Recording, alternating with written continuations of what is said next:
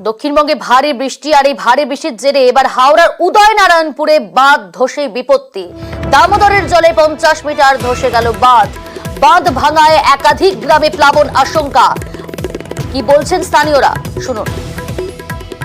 বাড়লে আরো ক্ষতি আছে, মনে হয় তো বাড়ছে জল, রাখা মনে হচ্ছে যাবে না, যা অবস্থা ভেঙে যাওয়ার সম্ভাবনা বেশি। এখানে কোনটা যাতক্ষণ না ওইদিকে কাটায়, কোনটা কাটালে তবে এই জায়গাটা রুখবে, নালে রুখতে পারবে না। তো এখানে জলের ঢেউটা বেশি প্রেসার পড়ছে, অনেক বসেছে। চিন্তার ভাঁজ স্থানীয় বাসিন্দাদের মাথায়। আমি জানার চেষ্টা করব, আমাদের সঙ্গে রয়েছে সন্তু। প্রশাসনের তরফ থেকে কি ব্যবস্থা নেওয়া হচ্ছে? একদম প্রশাসনের তরফ থেকে কিন্তু যে বসে যাওয়া বাঁধ, সেই বাঁধে কিন্তু ইতিমধ্যেই কাল রাত্রের থেকে যুদ্ধকালীন তৎপরতা কিন্তু বালির বস্তা তাহলে উঁচু করে পাওয়ার চেষ্টা করছে। এখনো পর্যন্ত যে জল বাড়ছে সেটা কিন্তু স্থানীয়রা দাবি করছে যে জল কতটা কাল রাতের থেকে কিন্তু জল বেড়েছে। ফলে স্থানীয়রা একটা আশা করছে যে এই 50 মিটার বাঁধ, সেই বাঁধটা যেখানে বসে গিয়েছে সেখানে মুন্তুরা গ্রাম সহ একাধিক গ্রাম কিন্তু প্লাবিত হওয়ার আশঙ্কাও করছেন।